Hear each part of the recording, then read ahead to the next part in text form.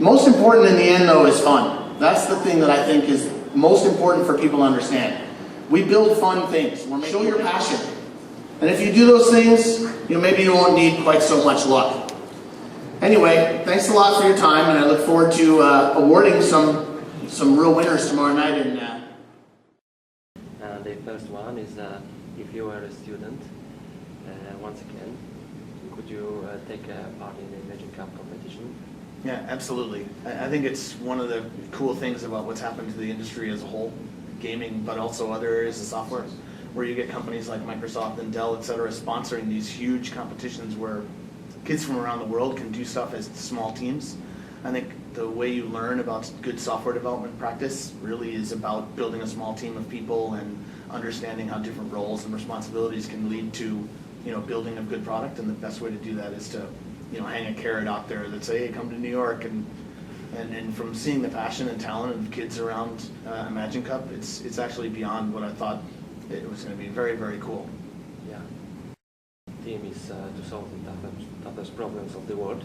And do you really think that video games can really solve the toughest problems and cover Millennium Development Goals?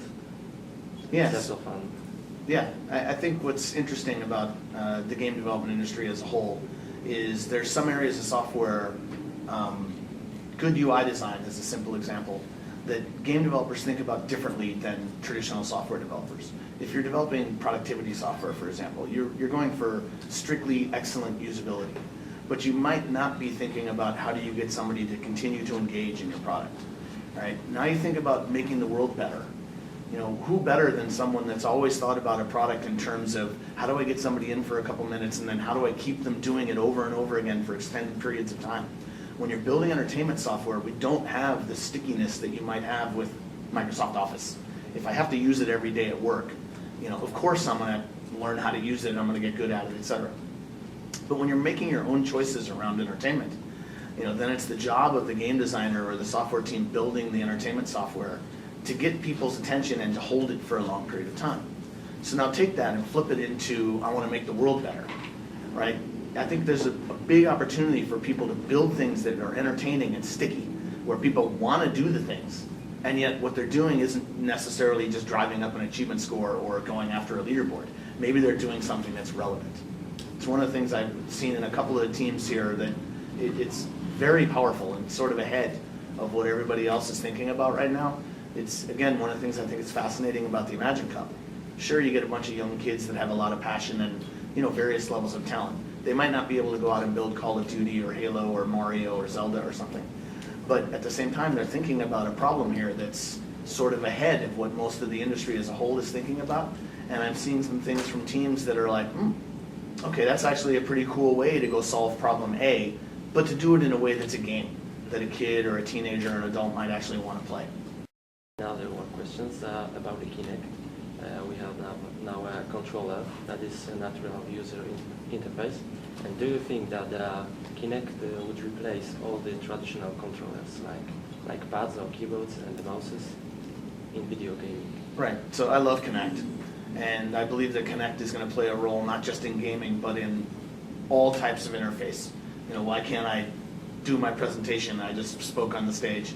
I should be able to just flip my arm. I should be able to, basically control it as if I had a mouse in my hand. When I'm playing a game, I love the fact that I can use my body. At the same time, we believe firmly that there's a place for a piece of smart glass in the room or a traditional controller. A traditional controller is the QWERTY keyboard of the gaming industry, and trying to get rid of that completely doesn't make a lot of sense. It's like, again, I love smartphones, and I don't mind, the little QWERTY keyboard on touchscreen, but I'm never going to write a 20-page email on that. There's always going to be a time when I have to break out my keyboard. At the same time, though, when we're seeing this already, and I think you'll see it more going forward, when you combine touchscreen with QWERTY keyboard, you have something that's better than what you had previously.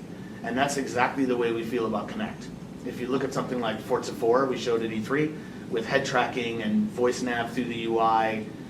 There was a thing that was small, but I was impressed with the Ghost Recon exploding the weapon and then maneuvering the stuff around and jamming the weapon back together again. I want to do that. To my earlier point, that just looked fun. You know, it's like if I have a choice of pick some UI and fix my gun with the UI, or put my controller down for a second, boom. You know, it's like, ooh, I want to do that. That feels more fun, right? And finally, obviously, when you start thinking about barrier to entry, I'm old. I've been playing games since they were first being created. I think it's impossible to find people now that are 40 that haven't at some point in their life touched a video game. But what about 50 or 60? And as you get kids coming up, 3, 4, 5, 6, they're going to adapt to a controller just as well as they'll adapt to a touchscreen, just as well as they'll adapt to Kinect. And I think they'll be better because they have all 3 types of interface that they get to play with. Last questions about a small group of students, the game design enthusiasts.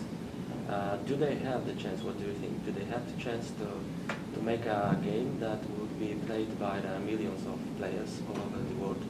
And if yes, do you think, what would you say to the students, to the imaginecup competitors, to encourage them to develop their own games? It's the beauty of where we live today.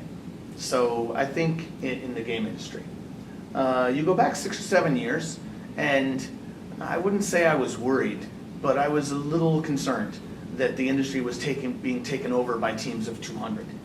One of the things that I love about smartphones and indie gaming as a whole is that garage groups, small teams, can build Angry Birds.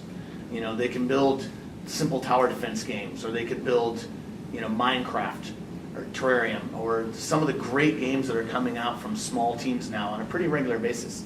Xbox Live Arcade, Xbox Indie Games, games on our phone, games on the iPhone, you know, are showing that there's massive opportunity now, more than ever in the history of games, for a small group of passionate people to build something great and have millions of people touch it. I think it's important for these teams to drive for the aspiration of what they want to do. If they want to stay on a small team and build great, awesome things, go. You know, if you want to work your way up and end up being part of a giant team that's building something that's going to sell, you know, 20 million units, great. You know, in a lot of ways, building a small game, even while you're in school, you know, we see a lot of students at Microsoft, of course, and I see a ton of pitches. And you know what the best pitch is? Here's this cool game that I made while I was in class, or here's the cool game I made, you know, for the last 6 months at night. It's a powerful resume tool. So I think it's important that these kids are going after it, and the opportunity is massive, better than it's ever been before. And I look forward to playing all your games. Please make them. I play a lot.